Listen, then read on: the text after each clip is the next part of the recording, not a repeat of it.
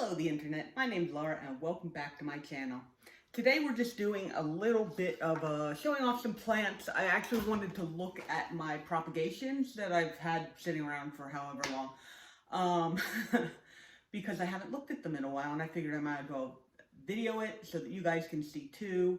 And I don't know how long a video it would be because I don't know how many there are. Alright, we're going to start with my little containers. Some of these have been going for a while. Actually, this one's brand new. I'll show you this one first. There's not going to be any growth on it yet, but I keep underwatering my Cebu Blue. It keeps dying. And so I had attempted to put it in here in order to try and propagate it, and apparently I had all these with the little roots down so that they could grow, and then some of them moved. So I basically took my Cebu Blue vine and just completely cut it up. So I basically took every node and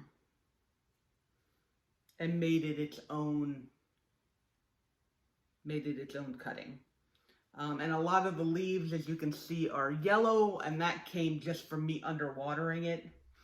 And so I figured I'm gonna do this, get as many of them to grow as possible, and then make a bigger basket, and then hopefully the bigger basket will remind me that I need to water it, as opposed to the little ones sometimes just they just dry out so fast that suddenly they're dead.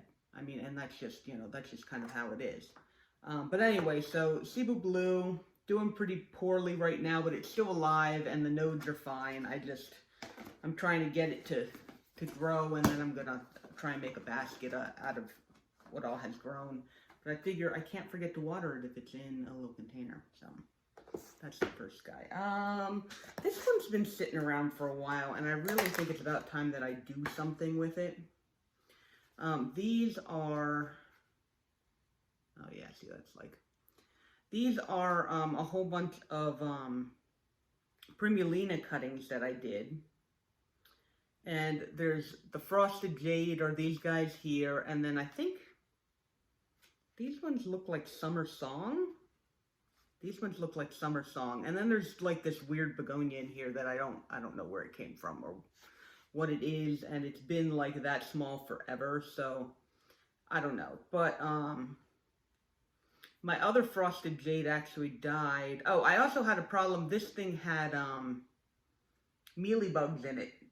It had mealybugs on my Frosted Jade, the whole plant itself just had mealybugs on it. And so I took some cuttings of it. The original plant ended up dying. And so now these are, but I put some of the green wing larvae in here. Green lacewing larvae in here. And I'm not really seeing, there's a little white that I think is just left over, but I'm not seeing any new mealies in here, so I think it might have actually worked. Oh, though I did the other day see, I think I saw one of the green lacewings fly. It was just for a split second, and I saw it go up there toward that light, and then it was gone, and I'm just oh, okay, so they were hanging around somewhere. And for the most part, some of my Primulinas over here still seem to have a little bit of mealybugs going on, but a lot of the ones that I put stuff on ended up doing okay. So anyway, I have to get these potted up at some point because they are, I think they're just stunted in growth because they don't have anywhere to go and they don't have any real nutrition in here. They're just on sphagnum moss, so. But that's there. What is this one? Oh, this is one of the begonia breakdance pieces that I just kind of took off. Yeah, it doesn't have any roots yet. I just took the little piece of the stem there and stuck it in here, and that will root. And so that one just still needs some more time. It's got a couple little baby roots on there, but definitely not enough that I can go throw it in a pot. This one I think has a decent amount in it. It will be very exciting.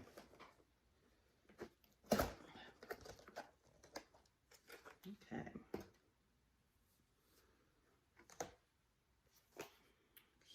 what do we got? Okay, so a whole bunch of begonias in here. Oh, that leaf looks dead.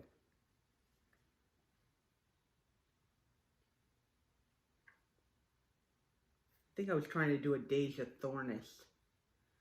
It got a couple roots on it, but it's basically rotted now.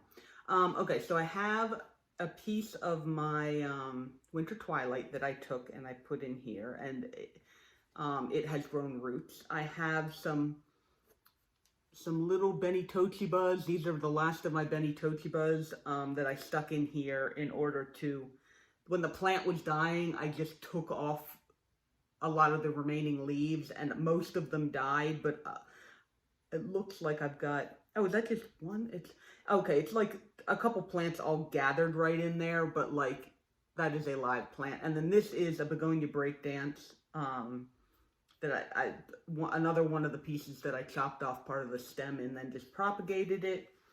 There's a Deja Thornis over here that actually looks like it's doing good. It's got some roots going down into it, this leaf right here. And then this is my self-named Pearl Sky, which was also dying. I had some sudden trouble with begonias that I chopped the top stem off of and stuck in here, and so that's been growing back into an actual plant. And there's something else. There's another little stem part that I put here, and it's got a couple leaves coming out of it, but I don't know. But I can't tell what it actually is.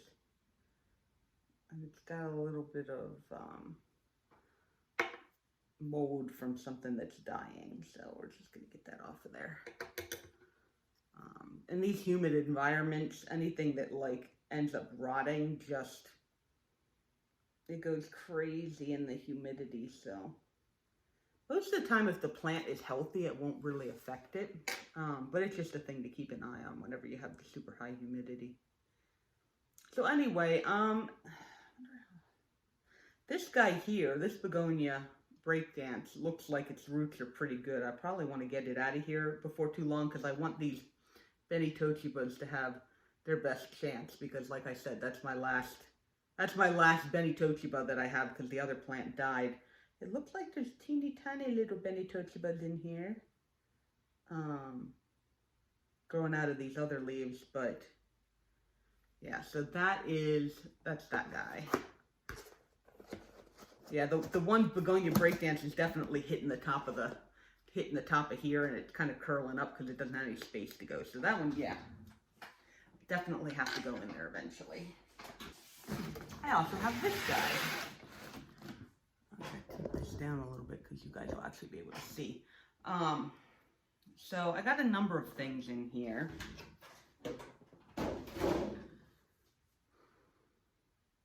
I have these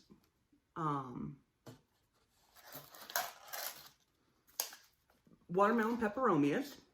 Oh, those are all in the same, okay. So I have these watermelon peperomias. I have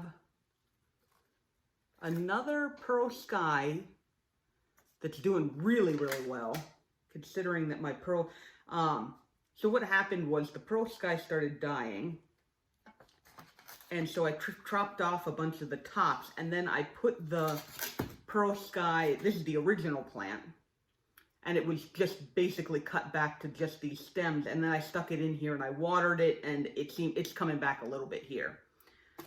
This is the Benitochiba. There is actually one little bit of alive. I'm not sure if you guys are even going to be able to see it. Right there. Can you see that? I'm not even sure you can see that. There's like a tiny bit of alive there.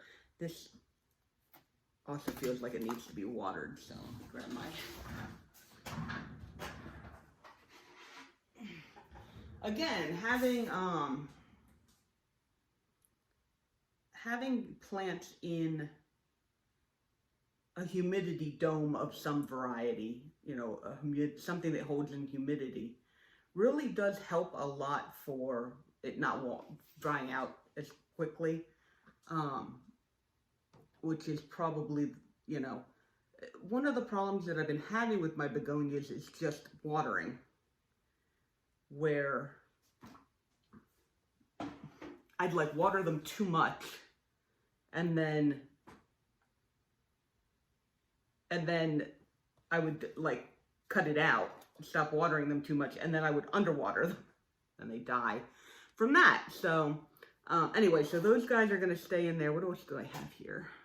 Okay, I have a bunch. These are my begonia griffin propagations, which I had them out of the humidity for a little while, and they were doing poorly, and I think it was because they were running out of water. And so I stuck them in this humidity tent just to try and, you know, keep them from drying out too quickly, and they've done wonderfly in here. I know that I'm pulling off dead leaves is because I haven't looked at them in a while, but as you can see, they're still doing great. Okay, yeah, they all need water, though.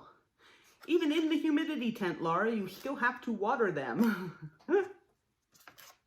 But I have a number of them. See, that one's still wet. That one's still wet. I don't know.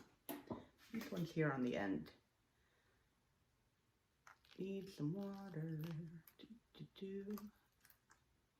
Okay, there we go. All right, what else we got in here? All right, begonia griffins, begonia griffins. This is a cutting of my self-named begonia watermelon, which is still alive, but I recently underwatered it. I know, right? I'm just wonderful. And so I have this cutting. I'm pretty sure that plant is fine, so I don't necessarily need to keep that. This, oh, I know what this is. This is the little begonia Kit Kat.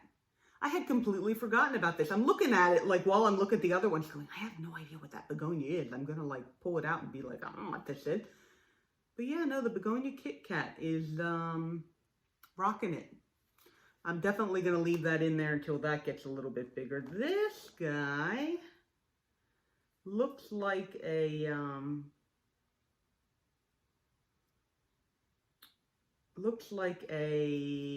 Peter Piper, but it's just not doing all that great. I'm not sure. I guess I'll just leave him in there and see what happens. This is a,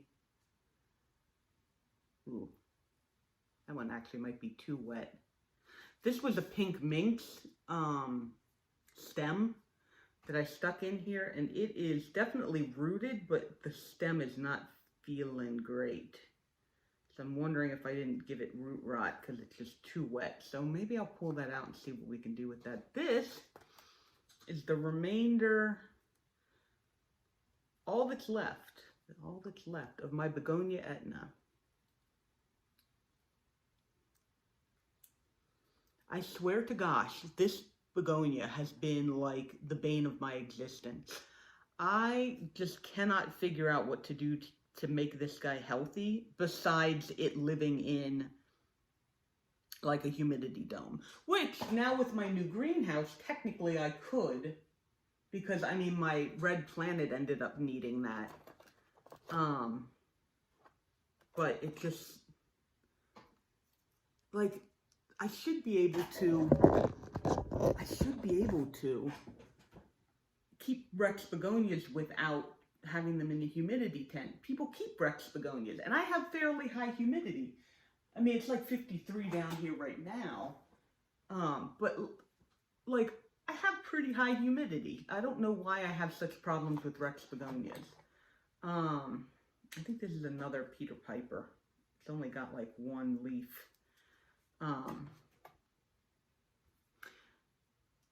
But yeah, I think I've gotten to the point now where I'm just kind of stepping away from Rex begonias. Just because, like, if I see them in a store and I think they're really pretty, I'm just kind of like, Laura, do you want to have to deal with that? And then I'm like, most of the time I've been saying no recently. So I have my couple of Rex begonias that I still have because I just don't want to give up on them. But Anyway, so that's a pretty decent, all of this. This guy is a Peter Piper. This one looks great. I don't know. I don't know why this one's doing well and that one's like nearly dead, and that one just never really grew. But it looks pretty good. I like that. I think that might be all of the propagations that I have right now. I technically also have this Deja Thornis that it did not grow really fast for a really long time, and then now it's actually doing pretty well. But my other Deja Thornis, I can't figure out what's up with that because the leaves are staying floppy, but the plant is still alive. So I want to keep hold of this one just in case that one, like, one day actually decides that it is dying. It decides that it is dying and it goes away. Because I really like this plant. It's just so gorgeous. And it's been fairly easy care until it just kind of started going limp. And I checked the roots and it doesn't seem to have root rot, so I'm not exactly sure what's up. But gorgeous plant. But I think that might be all that I have to show to you guys right now, which, I mean, that was a pretty decent video. You got to see some nice stuff. And so if you like this video, I don't know why I just snapped. If you like this video, go ahead and like this video. If you've got any questions about propagating, you know, let me know. For the most part, propagating to me seems to be, if it's a vining plant, you stick it in water, and if it's anything else, you stick it in wet, wet sphagnum moss until it grows, and then eventually you have a new plant. But I mean, there's definitely some more like things to it than just that. So if you have any questions about that, go ahead and ask me. You know, it's a learning process, and part of learning is getting information from other people. And if you want to see how my propagations go, I'm trying to decide recently whether or not I want to do more propagations or just kind of like stop propagations altogether. Because what happens is I just end up with a whole bunch of plants, which is not a bad thing, but like then I'm like, I don't know what to do with them. I'm going to be trying to go to a plant, like kind of a swap type thing, and see what happens, you know, and see if that's very successful. And if it is, I'm perfectly happy making plants for other people, you know, like so that they can have plants that I currently have. But yeah, I don't know. I'm gonna have to decide whether or not I want to keep up with the propagation thing, just because, like I said, I just end up with so many plants and I don't know what to do with them. If you guys have that problem, let me know what you do with yours. Do you just give them all away? Do you have people you can just give them away to? I don't know. Anyway, if you'd like to see how what I decide about propagations, you can subscribe and stick around. But thank you so much for spending some of your time with me today, and, you know, checking out my propagations. Let me know what you think, and I will see you guys in the next video. Okay, bye-bye.